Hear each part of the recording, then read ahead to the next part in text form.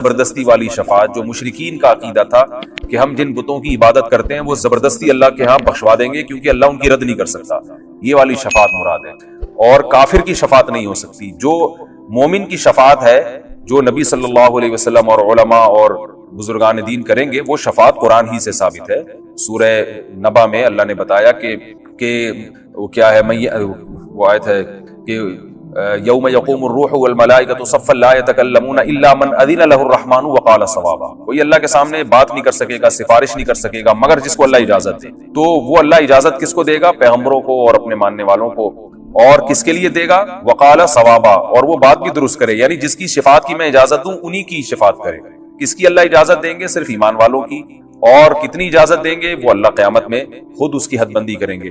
لیکن کافر کی شفاعت نہیں ہو سکتی، اور شفاعت قہری نہیں ہو سکتی کہ آپ شرک کریں اور آپ یہ سمجھیں کہ یہ جو معبود ہے یا جو بزرگ ہیں جن کی عبادت کر رہا ہوں یہ مجھے زبردستی بخشوا دیں گے اور اللہ ان کی رد نہیں کر سکتا، ایسا نہیں۔ اسی پارے میں آیت الکرسی بھی ہے، اللہ نے اپنی حمد و ثنا کی ہے، اللہ لا الہ الا هو الحی القیوم، اللہ وہ ذات ہے جس کے سوا کوئی عبادت کے لائق نہیں، زندہ ہے، ہر چیز کو تھامنے والا ہے۔ میں چونکہ اس کا لفظ بلفظ ترجمہ اس لیے کر رہا ہوں کہ آیت الکرسی بہت پڑھی جاتی ہے اور حدیث میں اس کی بہت فضیلت ہے۔ آپ صلی اللہ علیہ وسلم نے فرمایا اس سے افضل آیت پورے قرآن میں نہیں ہے۔ فرض نماز کے بعد آپ صلی اللہ علیہ وسلم نے فرمایا جو پڑھے گا اسے جنت میں جانے سے کوئی چیز نہیں روک سکتی۔ اور صحیح حدیث سے ثابت ہے کہ شیطان سے، جنات سے، جادو وغیرہ سے آیت الکرسی انسان کو بچاتی ہے۔ رات کو بھی پڑھ کے سونے کی ترغیب ہے، حضرت ابو ہریرہ کا مشہور واقعہ ہے۔ چونکہ یہ خلاصہ میں پوری تفصیل نہیں بیان کروں گا، شیطان ان کو تنگ کرتا تھا انسانی شکل میں آ کے، حضرت ابو ہریرہ نے آیت الکرسی پڑھی اور نبی نے فرمایا کہ یہ شیطان اب راستہ تمہارا چھوڑ دے گا۔ تو شیطان آیت الکرسی سے ڈرتا ہے، تو یہ رات کو بھی سوتے ہوئے پڑھنی چاہیے، دم کرنا چاہیے اس کا اپنے اوپر، اور نمازوں میں بھی اس کی پابندی کرنی چاہیے۔ یہ جو آج کل جھوٹے روحانی عاملین بنے ہوئے ہیں نا، الٹی سیدھی چیزیں بتا رہے ہوتے ہیں، ان کے پاس جانے کی ضرورت نہیں۔ کسی پہ جن ہو یا کوئی ایسا مسئلہ ہو، جادو، آیت الکرسی پڑھ کے اس پہ دم کریں۔ تو اللہ وہ ذات ہے جس کے سوا کوئی عبادت کے لائق نہیں۔ اور یاد رکھیں جتنا مفہوم ذہن میں رکھ کے جب دم کریں گے تو زیادہ فائدہ ہوگا، اور مفہوم ذہن میں رکھ کے پڑھیں گے تو زیادہ ثواب ملے گا۔ اللہ لا الہ الا هو، اللہ وہ ذات ہے جس کے سوا کوئی عبادت کے لائق نہیں، الحی، زندہ ہے، القیوم، ہر چیز کو تھامنے والا ہے، لا تأخذہ سنۃ، اسے نہ اونگ آتی ہے، ولا نوم، اور نہ نیند آتی ہے، لہ ما فی السماوات وما فی الارض، اسی کے لیے ہے جو کچھ آسمانوں میں اور جو کچھ زمین میں، من ذا الذی یشفع عندہ الا باذنہ، کون ہے جو اللہ کے سامنے کسی کی سفارش کر سکے سوائے اس کی اجازت کے؟ جس کی اللہ اجازت دے گا تو اس کے حق، اس کی تو سفارش ہو سکتی ہے، باقی کسی کی نہیں ہو سکتی، کسی میں دم نہیں ہے۔ یعلم ما بین ایدیہم وما خلفہم، جو کچھ لوگوں کی ماضی میں ان سے پہلے گزر چکا اللہ وہ بھی جانتا ہے، اور جو ان کے سامنے ہے بعد میں آنے والا ہے اللہ وہ بھی جانتا ہے۔ ولا یحیطون بشیء من علمہ الا بما شاء، اللہ تو سب کچھ جانتا ہے لیکن لوگ اللہ کے علم میں سے کسی بھی چیز کا احاطہ نہیں کر سکتے۔ اللہ کے پاس جو علم ہے اس میں سے کچھ بھی حاصل نہیں ہو سکتا الا بما شاء، مگر جتنا اللہ چاہے۔ تو آج دنیا میں جتنی بھی نالج ہے وہ اللہ کے علم کا اربواں اور کروڑواں حصہ بھی نہیں ہے، اور یہ بھی وہ ہے جو اللہ نے چاہا ہمیں دے دیا۔ وسیع کرسیہ السماوات والارض، اس کی جو بادشاہت کی کرسی ہے وہ آسمانوں اور زمینوں پہ پھیلی ہوئی ہے، ولا یؤودہ حفظہما، اور آسمانوں اور زمینوں کی حفاظت اللہ کو تھکاتی نہیں ہے، وہو العلی العظیم، وہ بلند مرتبے والا اور عالی شان ہے۔ یہ آیت الکرسی ہے جس کا میں نے آپ کو ترجمہ بتایا، آپ ترجمہ کے ساتھ اس کو یاد کریں اور پھر پڑھیں گے تو انشاءاللہ زیادہ فائدہ ہوگا۔ اسی صورت میں اللہ نے یہ بھی بتا دیا لا اکراہ فی الدین، دین میں زبردستی نہیں ہے۔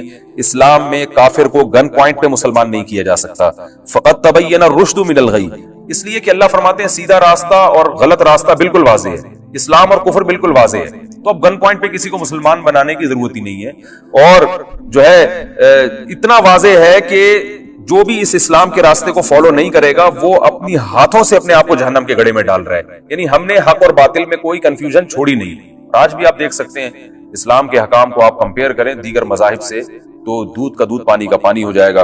وَمَن يَكْفُرْ بِالطَّاغُوتِ وَيُؤْمِن بِاللَّهِ فَقَدِ اسْتَمْسَكَ بِالْعُرْوَةِ الْوُثْقَىٰ، فرمایا جو اللہ پر ایمان لائے اور شیطان کا انکار کرے، اسلام کو فالو کرے تو ایسے جیسے مضبوط چھلے کو تھام لیا۔ کوئی دریا میں ڈوب رہا ہو نا اور مضبوط کڑی کو تھام لے تو بچت ہو جاتی ہے۔ تو اللہ فرماتے ہیں یہ دنیا بھی حوادث کا اور شیطانی جو ہے نا اس میں تصرفات ہوتے ہیں، گمراہیاں پھیلتی ہیں، جو اسلام کے چھلے کو پکڑ لے گا تو وہ بچ جائے گا۔ تو وہ مضبوط چھلا ہے اور مضبوط لگام ہے جس کو پکڑنے سے تمہاری حفاظت ہو جائے گی، لن فصام لہا، یہ ٹوٹنے والا نہیں۔ بڑی خوبصورت مثال دی۔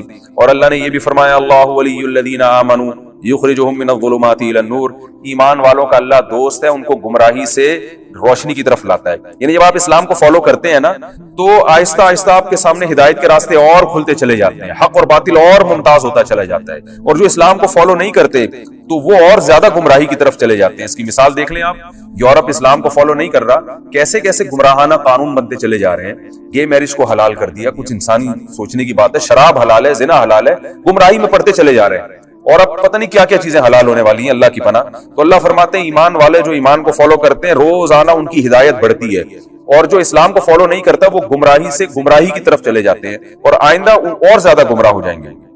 इसी सूरत में अल्लाह ताला ने इब्राहिम अलैहिस्सलाम का जो नमरूद से बहस हुई थी वो भी जिक्र की। इब्राहिम अलैहिस्सलाम ने कहा मेरा रब जो है, मेरा रब जिंदा करता है और मौत भी देता है। तो बादशाह ने क्या कहा कि मैं भी तो जिंदा कर सकता हूँ। एक शख्स जिसके फांसी का फैसला होने वाला था उसको कहा, छोड़ दिया, कहा देखो ये मरने वाला था, मैंने इसको हयात दे दी। और एक आदमी जो बेचारा बेगुनाह था उसको बादशाह ने कत्ल करवा दिया, बोले देखो मैं तो मौत देता हूँ। इब्राहिम अलैहिस्सलाम ने कहा ठीक है, मेरा रब तो मशरिक से सूरज निकालता है, तू मगरिब से निकाल के दिखा। तो बेचारा तो नहीं कहना चाहिए, वो जो है ना मबहूत हो गया। अल्लाह ने इसी में एक वाकया बयान किया कि कोई बुजुर्ग थे पिछले जमानों में, तो या कोई पैगंबर थे, इसका कुरान में हमें वाज़ेह तज़किरा नहीं मिलता। तो उन्होंने कहा कि अल्लाह तू जब हम हड्डियां हो जाएंगे कैसे जिंदा करेगा। उनके दिल में कोई शुबा या शक नहीं था, बस वैसे ही इत्मीनान क़ल्ब के लिए।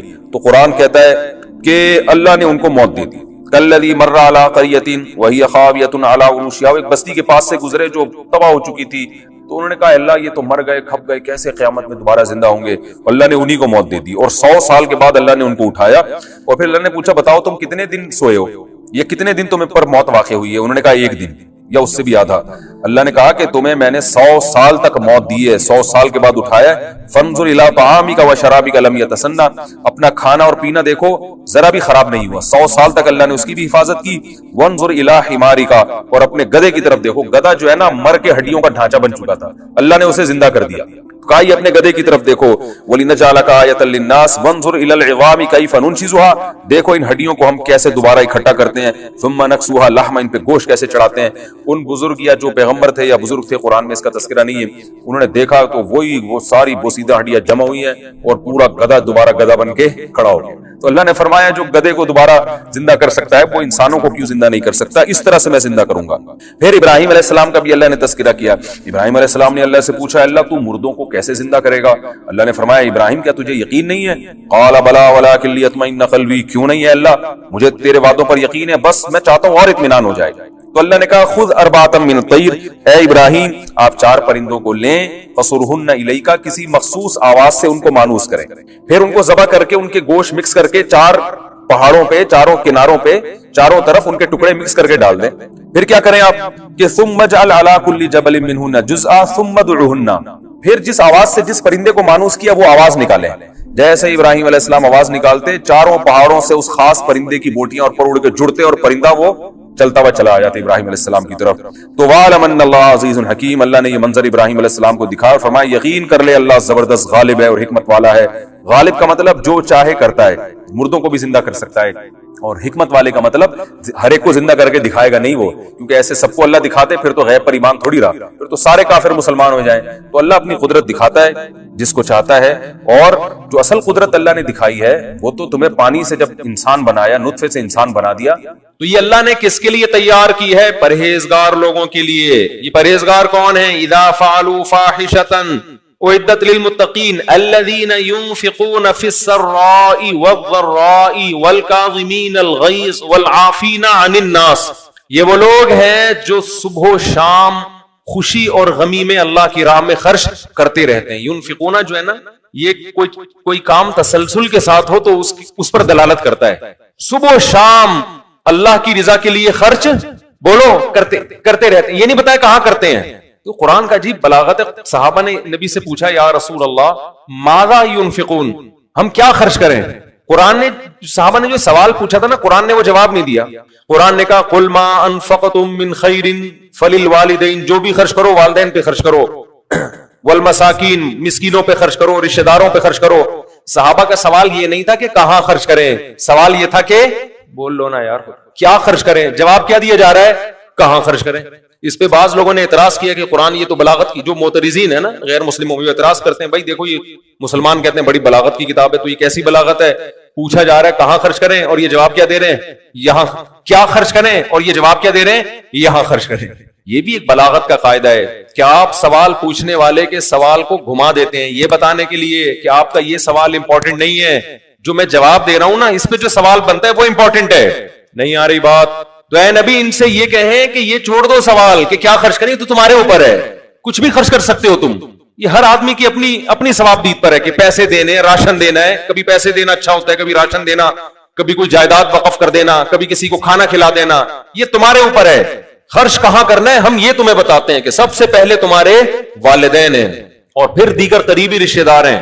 تو اللہ نے پہلی صفت بیان کی ينفقون في السراء والضراء والكاظمين الغيظ. دوسری صفت غصے کے کڑوے گھونٹ کو پی جاتے ہیں. میری نا واٹس ایپ پہ کچھ بات چیت ہو رہی تھی تو وہ کسی سیاسی لیڈر کو بہت زیادہ گالیاں دے رہے تھے. کون تھا اس بحث میں جانے کی بالکل بھی ضرورت نہیں, بہت زیادہ گالیاں دے رہے تھے. اب میں نے کہا ان کو میں کیا جواب دوں. میں نے جواب یہ دیا کہ اتنی گالیاں تو کوئی اپنوں کو ہی دے سکتا ہے. میں نے ان سے کہا اتنی گالیاں کوئی اپنوں کو ہی دے سکتا ہے. لگتا ہے آپ یہ آپ کے اپنے ہیں. بس اس کے بعد پھر ان کا اب تک کی رپورٹ کے مطابق بیان کے بعد جا کے دیکھوں کہ کیا جواب آئے. تو بھائی غصے کی بھی ایک حد ہے یار, اتنی گالیاں کیوں دے رہے ہو؟ تھوڑا سا کم کر لو یار. تھوڑا سا وہ سنا ہے نا چٹکلا, ایک جاپانی نے, ایک رشین, امریکی اور پاکستانی بیٹھے ہوئے تھے تو رشین نے کہا کہ ہماری جو آبدوزیں ہیں نا بالکل سمندر کی تہ سے چپک کے چلتی ہیں.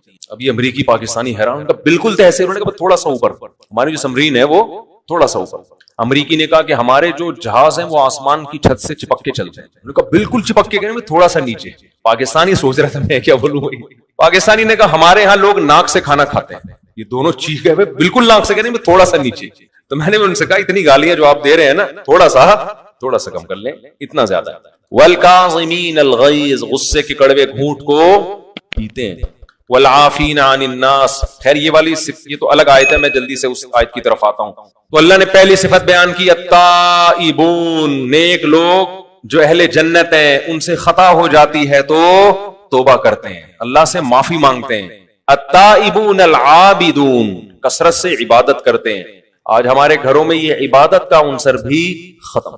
تبلیغی جماعت کے عرب آئے جو 40 سال سے تبلیغی جماعت میں ہیں, ادھر کے تھے, مدینہ کے, مکہ کے نہیں مدینہ کے تھے, وہ دوسرے تھے. حضرت شیخ الحدیث مولانا زکریا رحمہ اللہ کے ساتھ انہوں نے بڑا وقت گزارا. تو عجیب بات کر رہے تھے کہ پہلے جو علماء گئے ہیں مدینہ, خاص طور پہ جو تبلیغ سے منسلک تھے, وہ اتنی عبادت کیا کرتے تھے کہ وہ گلی میں ایک الگ ہی اس کی وجہ سے نور پیدا ہوتا تھا. وہ شکایت کر رہے تھے کہ آج کل وہ عبادت مارکیٹ سے شارٹ, یہ مارکیٹ سے شارٹ تو میں خود کہہ رہا ہوں, ان کے الفاظ نہیں. تو ہم اتنی عبادت نہیں کر سکتے بھائی. کچھ گھروں میں نبی نے فرمایا نا اپنے گھروں کو قبرستان نہ بناؤ, نماز کا کچھ حصہ گھر میں بھی رکھو. گھر کے سربراہ کو چاہیے گھر میں تلاوت کیا کرے, بچے دیکھیں گے یہ عمل. بہتر یہ سنتیں گھر میں جا کے پڑھیں, بچے یہ عمل دیکھیں گے.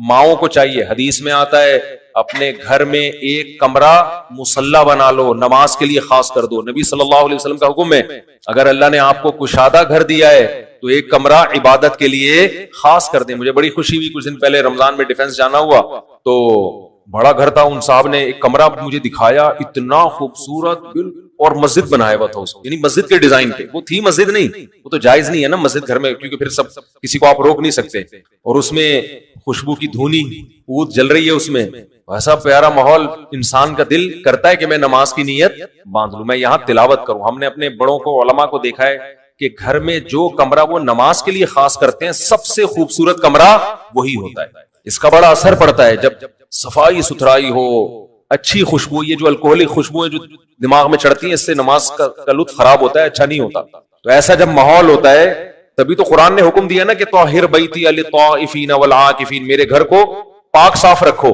جہاں صفائی ستھرائی طہارت پاکی ہوگی انسان خود بخود عبادت کی طرف مائل ہوتا ہے. تو کوشش کریں اپنے گھر میں ایسا کمرہ بنائیں جہاں آپ جس کمرے کو نماز کے لیے عبادت کے لیے خاص کر اس میں ایک مصلی ڈال دیں, یہ اللہ اللہ کرنے کا کمرہ. بچوں کو بتا دیں یہ اللہ اللہ کرنے کی جگہ ہے.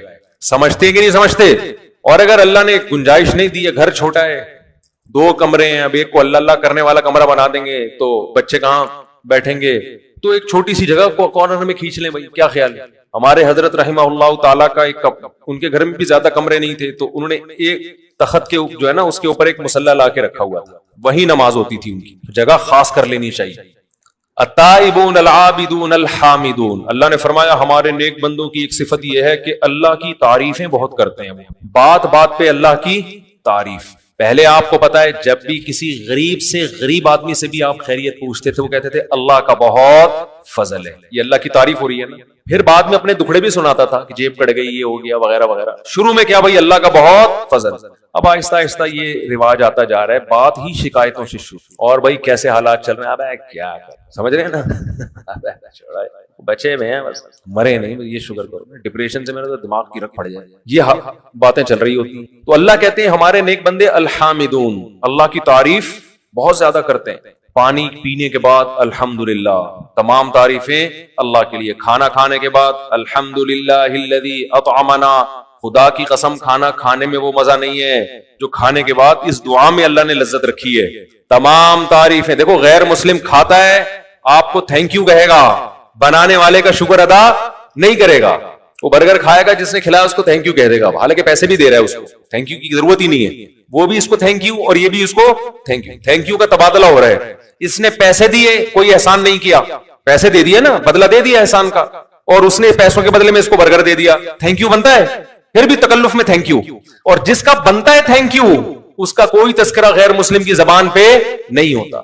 ما کان لکم ان تنبتوا شجرہا، قرآن کہتا ہے یہ ان درختوں کو تمہارے ہاتھوں نے تھوڑی بنایا ہے، یہ جو برگر آپ کھا کے برگر جیسے بن رہے ہو، یہ گندم تو اللہ نے پیدا کی ہے، تو اس نے پیدا کی اپنی طاقت اور قدرت سے۔ ما کان لکم، تمہارے بس میں نہیں تھا، وہ پیاز جو اس میں ڈلا ہے وہ اللہ نے پیدا کیا، ایک ایک چیز، گوشت اللہ نے بنایا، ہر چیز۔ مجھے نہیں پتا برگر میں آج کل کیا کیا ڈل رہا ہے، جو چیزیں ہیں ہو سکتا ہے لوگ اس پہ بھی کمنٹ کرتے ہیں کہ اس کو پورا برگر بھی 3 پارٹس بتائے برگر کے، جو اہم چیز تھی وہ تو بتائی نہیں۔ ہمیں بس اتنا سائنسی معلومات برگر کے بارے میں پتا ہے کہ برگر کھا کے آدمی کیسا بن جاتا ہے، برگر جیسا بن، ایسے دباؤ تو دب جائے گا وہ آرام سے۔ جو پراٹھے کھانے والا ہے اس کو دباؤ کے دبے گا نہیں، وہ سمجھ رہے ہیں نا، بولے گا آگے سے یہ کیوں دبا رہا ہے بھائی تو۔ تو ما کان لکم ان تنبتوا الشجرہ، اللہ کہتے ہیں یہ میرا شکر نہیں ادا کرتے۔ تو مسلمان جب کھانا کھاتا ہے تو مسلمان کو کھانے میں وہ مزہ نہیں آتا جو یہ دعا میں آتا ہے، الحمدللہ الذی، تمام تعریفیں اس اللہ کے لیے ہیں، اطعمنا، جس نے ہمیں کھلایا، وسقانا، اور جس نے ہمیں پلایا۔ اور سب سے مزے کی بات یہ، کھلاتا تو کافروں کو بھی ہے جو اس کا شکر ادا نہیں کرتے۔ ہمیں یہ دعا پڑھنے کی توفیق دی، شکر کی، وجعلنا مسلمین، ہمیں اس نے فرما بردار بنا دیا، مسلم بنا دیا کہ آج اس کی نعمت کھا کے اس کا شکر ادا کر رہے ہیں، یہ اس سے بڑا احسان ہے اس کا۔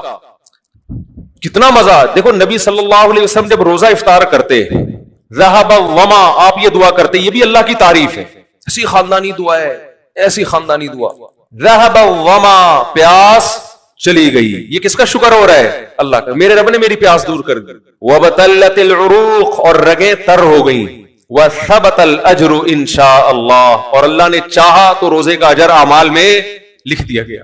مزے ہی مزے ہیں نا۔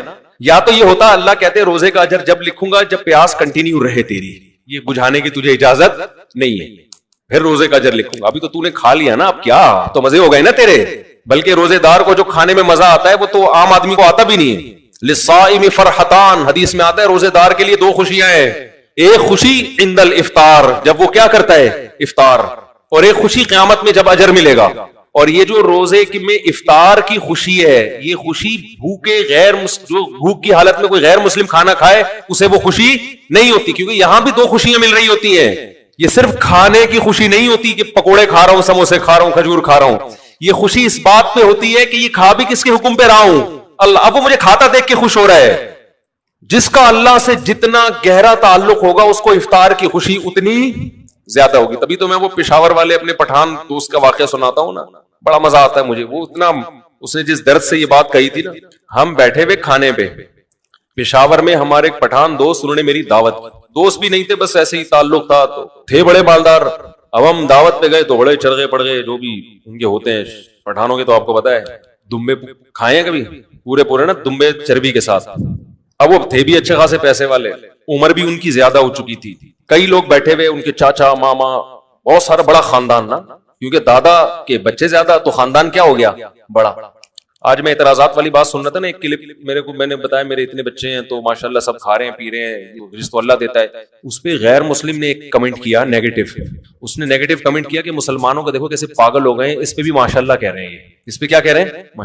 حالانکہ مولوی کیسی حماقت والی باتیں کر رہے ہیں. اس غربت کے دور میں اس کے اتنے بچے، جب اس غیر مسلم ایک نیگیٹو کمنٹ کیے تو پھر نیچے دھڑا دھڑ اس کی تائید میں نیگیٹو کمنٹس، پوری لائن لگی ہوئی نا نیگیٹو کمنٹس کہ ان کو دیکھو ان کو دیکھو ان کو دیکھو، یہ کیسی باتیں کر رہے ہیں، پاگل ہو گیا، دماغ خراب ہو گیا. ایک نے جو بہت ہی پازیٹو کمنٹس کیے، اس نے یہ کیا کہ بھائی تم پال سکتے ہو، ہر آدمی نہیں پال سکتا. بہت زیادہ احترام کیا آپ نے، یہ اللہ نے صلاحیت دی، ہر آدمی نہیں پال سکتا. تو میں سوچ رہا تھا دیکھو کیسا دماغ خراب کیا ہے نا، کہ جو چیز آپ کے لیے گفٹ تھی خدا کی طرف سے، یہب لمن یشاء، جو اللہ نے آپ کو گفٹ دی اولاد، اس کی کمی پہ کیا کر رہے ہیں؟ فخر، یعنی تحفے کم لو. وہ وہی بہانے کے پالیں گے کیسے اور یہ سب چیزیں، یہ بھی ٹاپک نہیں ہے.